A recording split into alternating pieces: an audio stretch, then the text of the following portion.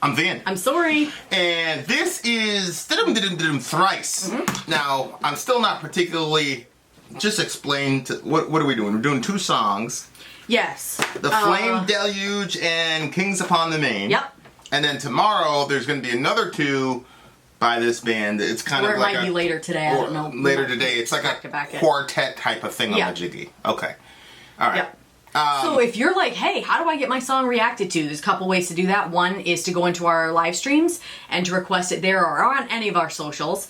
Another way is to jump on a Patreon for as little as $1 a month, and you join up with an alliance and you work together and you influence the different songs that go on our list that we take from. Just for some context on, so the Patreon idea originally came up because you'll notice with a lot of reaction channels, and no disrespect to them, they're awesome, that they will break up the song every 20 to 30 seconds and then comment, etc. The reason they do that is because if you do that, then you're able to circumvent a copyright claim. So what happens is, I'm sure you've seen some horrible Joe Biden or horrible Donald Trump ad at the beginning of the video, and then Google basically says, okay, we'll take a cut of the ad revenue, and then you get a cut, creator of the ad revenue. Well, what happens is if you play the song straight through and don't cut it up, then what happens is Google takes their share and the record label swoops in and takes your share. Right, so you get a nice little thingy like this, which happened. We've done over 1,600 videos, 99% of them have that. And I'm gonna pull it up right now, so don't forget. Yeah, so what ends up happening is they take all your money. So we initially came up with the Patreon idea to offset that because we figured, hey, at the time we had like 10,000 subs, and we were like, hey, everybody gives $1 a month, and you know. Oh look, Google account is unavailable. We'll be good to go. You know what's funny? When Vin first came up with that idea, it like created a giant argument between us because you came up with the alliances idea. And I'm like, how am I ever going to be able to manage something like that? Then we took our walk. It was like 3 a.m. in the morning. I like yelled at you the entire time. I'm so sorry. It was a brilliant idea and it's really brought people together. It's worked out really well. I mean, you don't have a screenshot of that saved in your intros thing? We talk about it a lot. Oh, I probably have it somewhere in there. I always like to put recent ones, but okay. Yeah, I'm sure it's in the. So there's that, and then the whole concept kind of metastasized. Look at that, we got a copyright claim for Fist of 5. Sons of bitches. Wow, I kind of wondered if we were going to because they were so good. Yeah, and knowing the guy that did it. Anyway, okay, so that's where the whole Patreon idea came up, and it was what it was. Okay. All right, so let's go. This is Thrice. Oh, shout out to the big homie Ao, and he's the one that fixed this. Is this Ao like my Ao? Oh, I don't know actually. This might be. It's so funny because if you don't tell us that you're the same person, like you could be talking to him and talking to me. I know you as Ao from what I know, but I don't know if it's the same person. Maybe it is. Okay. All right. Well, let's hear it, Ao. Okay. Let's hear what you have to say. So we'll listen to them both back to back and then we'll talk about them after. Ready? Go!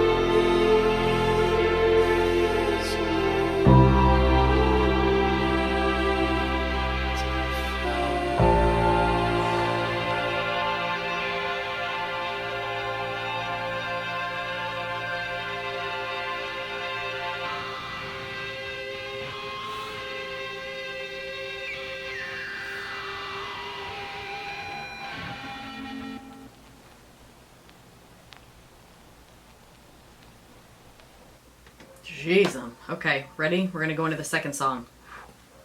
That was The Flame heavy. Deluge. Yeah. Then it's Kings my on the heart. Maine. Yeah, we're gonna go into Kings Upon the Maine now.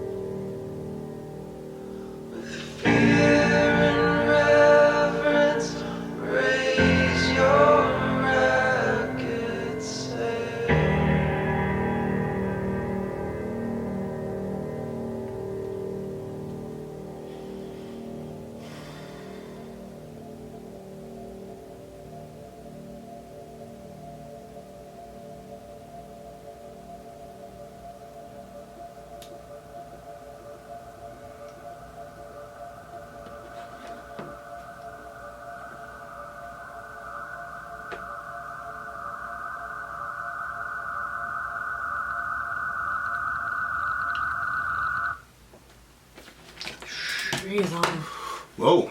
that flashing light. This guy can. Oh my gosh. Right. Thrice is crazy. Okay, so. Wow. The Flame Deluge is about fire, and then Kings Upon the Maine is about water. Wow. So let's see. Let's go back to the fire thing. They were both heavy songs in their feel, but totally different, like, ways of expressing that. Like, they sonically were different. They actually, to me, almost sounded like two different bands. Yeah, and that's the mark of a very good one. Yeah. So, I feel that I was meant for something more. That's pretty smart. That's usually a human thing. Mm-hmm. But I'm pretty sure he's personifying fire here as its resentment towards humanity for what we use it for. So I feel I was meant for something more, right? And then and so it's very interesting, the personification of fire. And obviously, if fire could talk, and if fire was a good person, then he or she would be saying this. While Guernica in a peaceful valley lay in Dresden dreamed of anything. Yeah, I wonder if that was like a story that we don't know about. Well, Dresden, we've talked about before. It was the Dresden bombings during World War II, which was basically an act of pure vengeance and really didn't have a lot of strategic import. But the Germans had been bombing the hell out of civilian places for a long time, and now we had the upper hand, and the Dresden bombings were basically an act of cold-blooded murder of German civilians who couldn't defend themselves, and whatever. I mean, it's an ugly moment in the history of the world, but that doesn't get talked about a lot because, after all, they were Nazis. So screw those people. This is what happens when you you know. And when you compare I've always, when you compare the fact that there are a lot of German citizens that allowed their Jewish neighbors to be taken away without any, it's one of the things I tell the boys all the time. Nobody gets away with anything. And, you know, there's a lot of times when people end up paying prices that are not necessarily directly related to the specific national sin that they indulged in. But it's a very, very complex issue. On the one hand, there's if I had to push that button to authorize that operation, I wouldn't have done it. On the other hand, the prevailing anger and rage that people felt based on what the Germans did, I mean, the fact of the matter is the Dresden bombings were not payback for the Holocaust. It's not like people were saying, you did this to these Jews, now we're going to do it. It was payback for what they felt the Germans did to them. So it's a very, very complex thing. And if you operate on, you know, a vengeance from the perspective of pure vengeance, then an argument could be made on the German side that the world had basically given their country the death penalty via the Treaty of Versailles. So, you know, who gets to determine that? Who gets to determine, you know, which civilians we're going to kill and which civilians we're not? You know, it's one of those things where you should just... I'm not going to say that because of our current situation. But anyway. I think that when you look at situations like that and you see how people didn't speak up even though they knew, but they didn't say anything or do anything because they were trying to save their own skin, I think that some people can find that extremely relatable because they could say to themselves, honestly, I don't want to put myself in danger's way. I don't want to, you know, I don't want to land locked up in some camp somewhere being forced into doing labor. I don't want to be killed. I don't want stuff to happen to my family. And I think that there's two types of people, that there's some people that have that mindset and other people that are like, F that. I would do whatever I needed to do to help protect my neighbor. And so I think that's why, like, I think that for the most part, like, I can relate with both. Like, I can relate with the people that kept quiet out of fear, but I can also relate with the people that said, no way, I'm going to hide the Jews. or stand up in whatever way I can.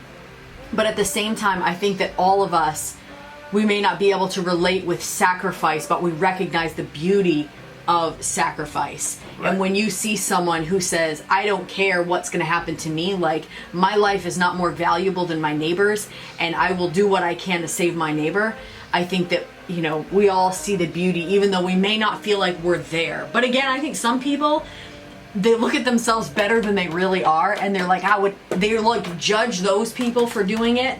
Like, they will judge the other people that were letting their neighbors be taken off, or they'll judge somebody for owning a slave and not standing up to that. But then in our modern day, the what's happening in our modern society, as far as power structures and powers that are overtaking and taking advantage of other people, they're very silent in that, or they, you know what I mean? I think that sometimes when you can look in the past, you can say, oh, I would definitely stand up to that. But then in your modern situation, you're quiet.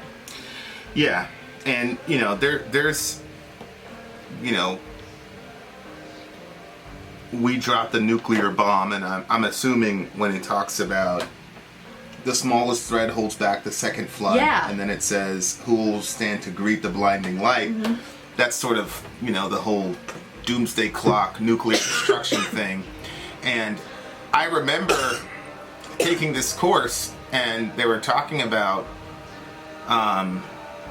it's horrible, Hiroshima and Nagasaki, but the death toll would have been X for Americans if we didn't go this way, and yada yada yada, and that was sort of the justification for it. And then the counter argument is, but you opened up Pandora's box, and now, now we're on the road to a nuclear holocaust. And the guy basically said, but it hasn't happened. So the guy basically said, until it happens, then it was the right thing to do. If the nuclear holocaust doesn't happen, then we'll be proven wrong. It's just like, that's a hell of a gamble to make, my guy. That's a hell of a gamble to make. Good Lord. Now, I don't believe that we're going to descend into a nuclear holocaust, but I also don't believe that we necessarily did the right thing there. And it's hard because it's not for me. I wasn't there. I wasn't there. I wasn't looking at the numbers. I didn't call those plays. I don't know. It's very easy to Monday morning quarterback. I don't know what I would have done. I know what I would have done. If somebody would have said, okay, you and your boys are almost definitely going to die if you invade this place and if we don't drop this bomb, I'd say, okay, well, that's what I signed up for. But if one of my sons were in that company, then it's a lot different. So it's crazy, man. That's, war is hell, and that's why we've got to do the best that we possibly can in every circumstance possible to avoid war as much as we possibly can. Because, whether it's domestic war or, the impulse to do that, it's almost never the people who deserve to die that die. Almost never. And, a guy like Hitler, if we believe the prevailing story, he basically was able to die on his own terms. Yeah. He didn't really have to face justice. He was able to die on his own terms. So, just a horrible situation. But it's a very interesting, concept. Yeah, to come from the, fire, and fire having... Right. Yeah. Yeah, and of course, the other thing is in the intertestamental literature, the Enoch and things like that, it was the Watchers that came down and taught us fire and all the rest of it. And, that's got to be, aside from the wheel, that's got to be the greatest invention that we've ever, or methodology, whatever you want to call it, that humanity has. Oh, absolutely. And, fire's done so much good. Warmth, it'll literally save your life. It's one of the things that, good for people mentally. Yeah, it's one of the things that apparently, Alec will have to check me on this, but boosted our evolutionary, because we were able to cook meat and all the rest of it. So, which is very interesting. I was watching this thing about it was a really cool. You watched it with me when they discovered fire and all the rest of it, and I was thinking to myself, and then they were talking about the effects on the brain and all this, and I'm like, where do my vegan friends come in with this? Because the scientist is telling me that this is one of the things that gave us an advantage. So yeah, if you were fire and you got used to warm something, because cooking vegetables takes away its nutritional value. Right. So. Right. So if you were fire and you were used to cook, and you were used to, provide warmth, save a life, or provide light, you'd be like, hey, I'm doing a good job here. And then you get used to destroy other people or burn other people at the stake or whatever. You'd be like, wow, like, I can imagine being fired and being like, yo, that's crazy. But I've never in my life heard a song like that. Yeah. And what it sounded like, you couldn't really hear the vocals very well, but it was very, very, I don't know if you've ever heard of, like, a big fire, and it has, like, it's kind of like, when it's kind of out of control. Yeah. And it's almost noisy because it's consuming, and people are kind of panicky because it's gotten too big. Yep. So it kind of reminded me, like, I felt like it was the sound of flames. And then I thought maybe that was just the sound of the band, but then when we moved into the next song, Kings Upon the Maine, and the vocal style was different, things were different, but it was the water, I was like, oh, maybe all 4 songs, I don't know, maybe they're gonna go different with all 4. Yeah. But I really, I thought that it was an interesting concept. Then when you got it, it's so weird. So the first one, I didn't actually realize it was flames talking. When we got into the second song, it was toward the end, all of a sudden I was like, wait a minute, when it actually talked about holding the person under. Right there, when it got to this one, when kings upon the main have clung to pride and held themselves as masters of the sea, I've held them down beneath the crushing tide till they have learned that no one masters me. That's when I was like, wait a minute, this is the water talking. Or maybe the other one was about the fire talking. So I actually didn't realize it to this point, to my shame. But I thought it was an interesting concept and an interesting idea. Yeah. Because there is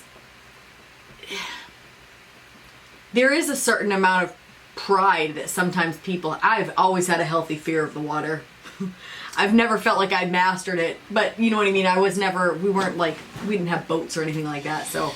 Yeah, I mean, it's interesting because, Moby Dick is a parallel, and the bad guy was, obviously the whale he was going after him.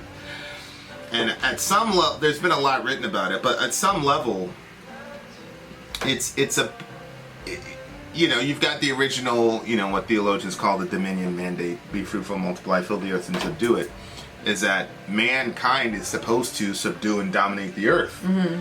And so the sea is part of that earth that we are supposed to dominate. And so in one sense, the Moby Dick and the back and forth between man and animal and who's gonna win and the obsessive nature of like wanting to conquer this beast or whatever. So I understand on the one hand we're supposed to conquer the waves and the sea and things of that nature. What's interesting is that the Israelite culture they were not very good with the sea. They were not seafaring people. They were fishermen, things like that once you get into the New Testament era, but they hadn't built a navy or anything like that, and so the sea in Israelite literature is always looked upon as something that's dangerous, and always looked upon as, that's where the bad guys come from. In Revelation, the beast comes from the sea, the 666 guy, he comes from out of the sea and whatever. And then at the end in Revelation, when you're talking about a peaceful utopian society, John says, and there was no more sea. And the idea for that is that the sea is the sort of, it's the sort of last ditch part of the world that humanity has not conquered. But they're looking at it from an Israelite perspective but at the same time, it doesn't matter how technologically advanced you are. Or experienced. If you get caught in a storm, it doesn't matter, in a very, very bad one, It doesn't matter what you have. You're just living off luck. You are going to die, and so like this, the sea, I think in biblical literature kind of represents that piece of the world that we've never been able to overcome. Mm-hmm. And I think that, like it says, grace can still be found within the gale with fear and reverence, raise your ragged sail. Yeah. And I think the point of that is to say that and this guy's a Christian, I'm certain, as image bearers of God, yes, we're supposed to exercise dominion, but recognize that we're supposed to do that as image bearers of God. If you think you've outgrown God, great, have at it. Let's see how that works in the sea. And I think that's why... Oh, wow, babe, that's good. That's why the picture of Jesus walking on the water is such a powerful image. Mm-hmm. And it explains why the disciples were terrified of Jesus. It's really interesting, like when you watch Harry Potter, things like, I know my atheist friends, God bless them, they always say, oh, it's just like Harry Potter, Lord. Like when these guys do something magical or whatever, their friends are like, oh man, this is great, hey. Yeah. I mean, they're amazed, they're blown away, but they're like, ho, let's go.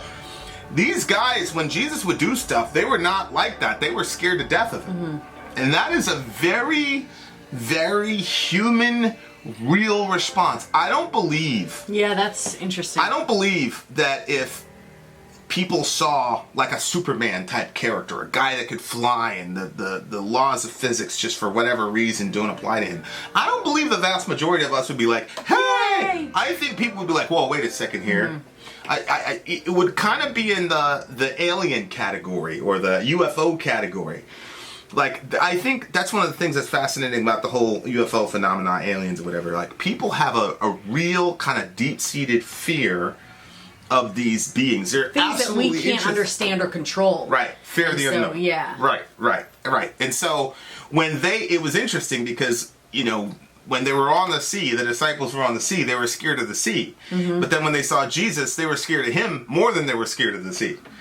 And so that's a very, psychologically speaking, like that to me, that's just one of the reasons, like I said, there's all apologetic it's methodology. True, because I look at the story now, so I'm like, oh wow, he's walking on water, cool. Right. But like... They were more scared of him than the storm that was going to kill them. Yeah. Because... So that's what I'm saying. It's kind of like I say, I believe the Bible just because, like I said, there's apologetic methodology, yada yada. But I've never seen such a more accurate depiction of the human condition and what we would do in that situation. Mm-hmm. You figure they would have said, "This is great, we're saved," and they became more terrified of him than the water. So I've held them down beneath the crushing tide till they've learned that no one masters me. And, there's only been one person that's ever mastered the waves of the sea. Mm-hmm. And the other episode where he tells the sea basically, shut up. Still, yeah. It says he rebuked the sea. So, and again, they were scared of him. They're like, wait a second. Why does the wind and the wave obey this guy? Yeah, like, we got a problem here. Yeah. We don't want, it creates a situation where they didn't want to be around him anymore. Like when Jesus did that first miracle with Peter, he said, leave me alone. But I think that's what would happen. I don't think we'd want to be around a guy like that. Because, ugh. Well, I wonder if you would wonder, where's that power coming from? Well, I think they had because from what you've said before Jesus died on the cross, there was the demonic influence was a lot more active. Right. And so demon possession was a thing, that's why you had that guy running around, naked in the graveyard and cutting himself. And the entire village was held hostage to this one guy. Yeah. And so, they were scared of him. So when you're seeing all that supernatural activity coming from stuff that's all bad, then you'd have to wonder, well... Yeah, but by that time, they'd already seen Jesus kick the crap out of demons and all the rest of it. Yeah, but the other guys were saying, well, maybe you're the king of the demons. That's why they're listening to you. Yeah, but there was nobody that was able to pull off what Jesus was doing. I don't think that they had any concern. I don't think they had any doubt about where his power came from. I think it was they knew where his power came from. And the other part of fear was to say, in the Old Testament, only Yahweh treads on the raging sea. Mm-hmm. So in the Psalms, it talks about Yahweh treading on the raging sea. So I think part of the fear was to say, only Yahweh can do this. But this is a man And are we going to attribute divine power to this human being? That opens up a whole other set of theological fears and problems. And if it is Yahweh and he's among us like this, now we have a serious problem. What does this mean? Because the Israelites didn't want any parts of Yahweh. They said, "How Moses, you be the intermediary between us." Yeah. So when the Israelites actually ran into Yahweh, they had the appropriate response, which was, "Ah!" And so now it's like, either we're this guy, and that's why they kept saying, "Who is this?" And they wanted somebody else to vocalize it because they didn't want to say it because it's almost heretical. Right? So they'd say, "Who is this guy?" And it's like, you know the answer, but I'm not going to say that. I love it when you tell these stories because I see the human side of it. Because I've read it so many times that I don't necessarily see the... Yeah, I'm not going to say it. Wanted someone else to voice it. Yeah, you say it. Yeah. And notice, he doesn't get called God explicitly by the disciples until after he rises from the dead. Right. From the skeptical Thomas. Yeah. And Thomas is the only one that actually comes out. Peter comes close in Matthew 16, "You're the Christ, the Son of the living God." But Thomas comes out and says, "You are God." And that was after the resurrection. And then he was like, okay. And that's why Jesus rebukes him like, "What clued you in, Thomas? Was it the walking on the water? Was it the raising people from the dead? Was it the rebuking the sea? What clued you in that I was God in the flesh?" Yeah. And it's really interesting because Peter, James, and John saw Jesus transfigured. Thomas was not part of that inner circle, but then Thomas, the skeptic, is the one that ends up being the strongest, making the strongest profession of faith. So I just think, being... This song is really good because the sea really is a great equalizer, and we really have not figured it out. We really haven't. I mean, there's whole depths we've not even... Correct. Gone to, as far as the ocean goes. That's the other side of it. There's a lot of things that the sea knows that we don't. In all of our, advancements Honest to goodness, and all the rest when I think about a deep, deep, deep ocean, it makes me feel scared. Right. Right. Because when you see those videos, like where they go deep and it's like pitch black, and then they're finding all these creatures that we don't know anything about, unbelievable. And then I'm like, how big? What's the biggest thing down there? You saw that turtle I showed you that was up on the shore. The thing was friggin' huge. It's madness. I was like, that's scary. Yeah. Let's just get a pool. Yeah, and it's a good, and then it says grace can still be found within the gale, and I think that's an important way to end, and I think that actually ends the actual record, doesn't it? Yeah, this is the last song on the record. Yep. It's about recognizing as a human being your high status as an image bearer of God, but at the same time recognizing that there is an eternity of difference between you and Him. You're not God. Yeah. You're in His image. You're not God. Yep. And I think that's it's a very important way to balance out who we are in the world. It has a lot of implications about how we treat each other and how we engage things and things of that nature. So it'd be very interesting because it's got to be earth and wind next, right? Yep. Is that 4? So we'll go right into that. I wonder if he's going to talk about all the damage we've done to the earth. To the earth. Yeah. Pollution probably in the next one, you're right. So for me, the first one, the flame one, was a 9.4. The vocals were hard to hear. I think it was meant to be that way, but I wish I would have heard it a little bit more. It's an 8.5 for me because the vocals. I couldn't hear the vocals at all. Oh, see, I could fall in with them. I almost barely couldn't hear it. And then we stopped in the middle of this. I mean, we edited the part out, but we stopped in the middle of this to try to... I looked for another copy, and it was basically the same way. So I thought that hurt the song a lot. The second song, I can hear the vocals a little bit more clearly. The second one's a 9.5 for me. That was a 9.6 for me. There you are, dear listener. Shout out to Ayo. Shout out to Ayo. We will be looking at the next two very soon. If not tonight, maybe tomorrow. Who knows? Vin out. Sori out. Down.